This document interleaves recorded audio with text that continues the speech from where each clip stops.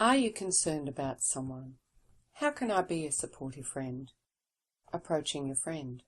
In most cases, a person who is in distress will welcome someone else showing concern for them. It is absolutely okay to ask a person if they are feeling all right. You may not ask the question that way, however, and some thought and sensitivity are always a good idea. Often people suffering from mental distress will present as being tired, stressed, distracted, or may even show signs of withdrawal from social contact. Beginning a conversation by observing one of these changes is often better and a more comfortable conversation starter. Having said this, obviously, not all people displaying such signs are in mental distress. They may be stressed because of a test, be tired because they've been waking up early because of the cold. There are many other reasons why people may present with uncharacteristic behaviours. You might begin the conversation with a statement such as, "I've noticed that you've been looking really tired lately. Is everything all right?" Or, "I've noticed that you haven't been focused as well in class lately. Is everything okay?" Listening.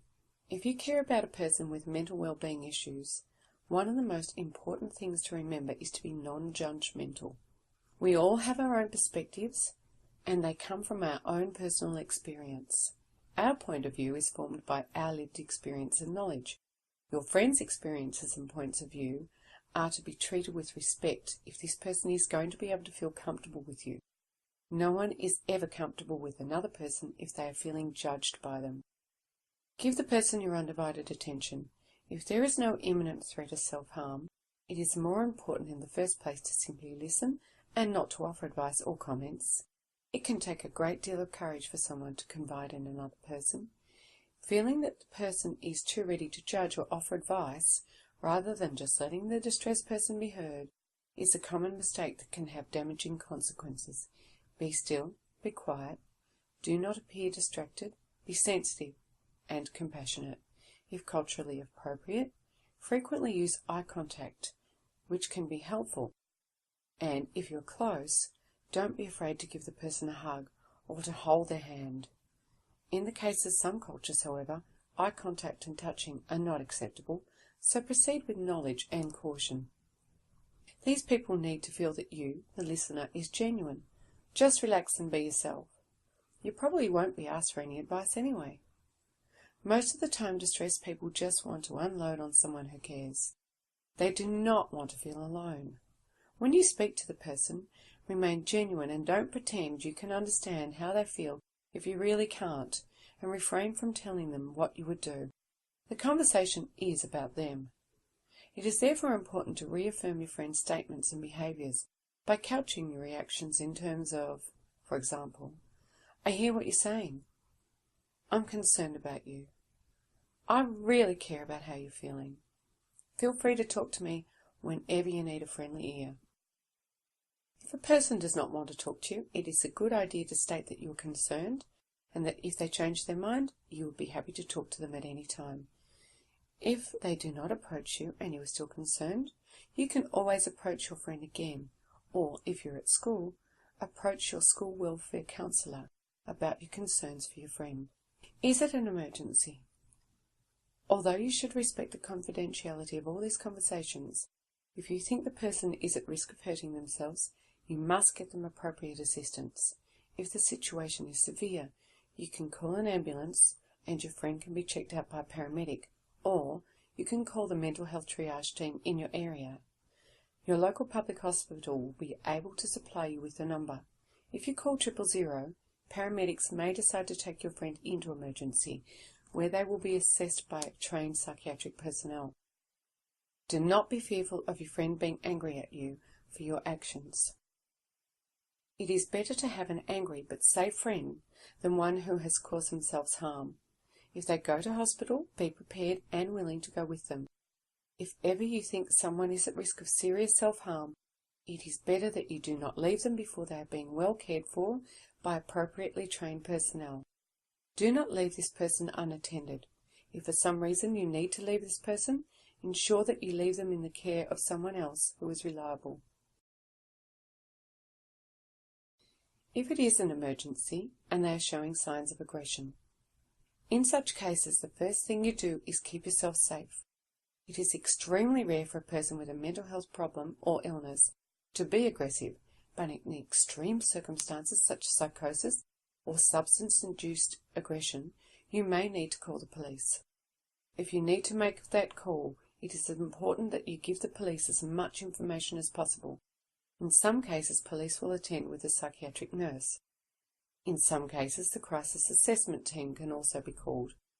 If the person is presenting with mental health-related violence, it is important to keep calm, keep your distance, and keep others at a safe distance, and do not say or do anything that may make the situation worse. Keep your hands in a relaxed position in front of you, and make sure that emergency support is contacted and accurately advised. So, it doesn't appear serious. There are, of course, times when the situation has not reached a serious point, but you may still be concerned.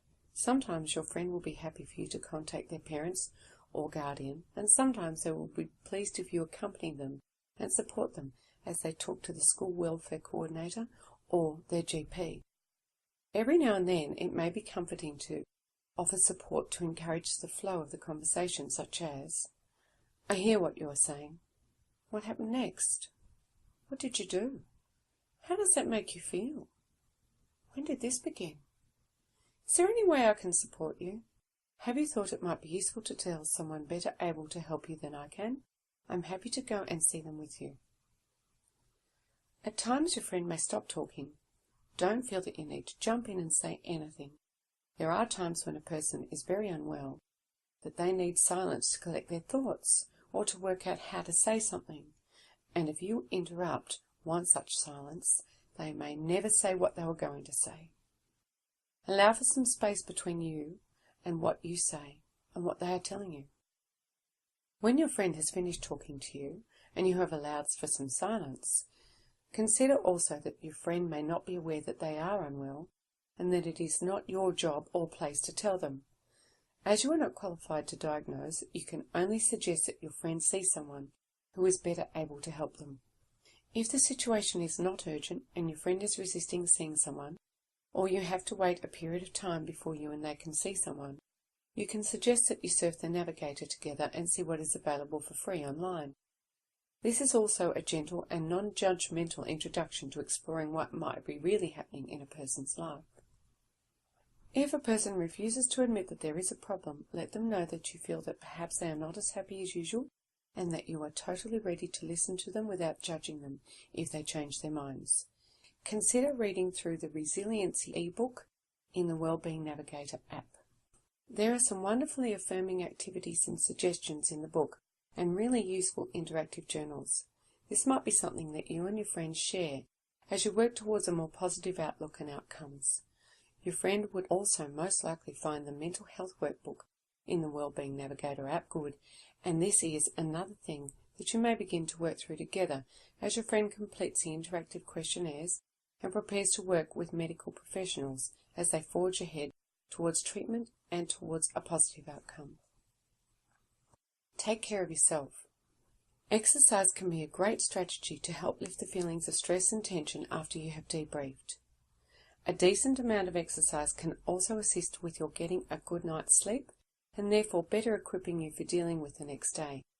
Refer to the Treating Depression Naturally section of the Navigator for tips for stress reduction, diet, exercise and yoga.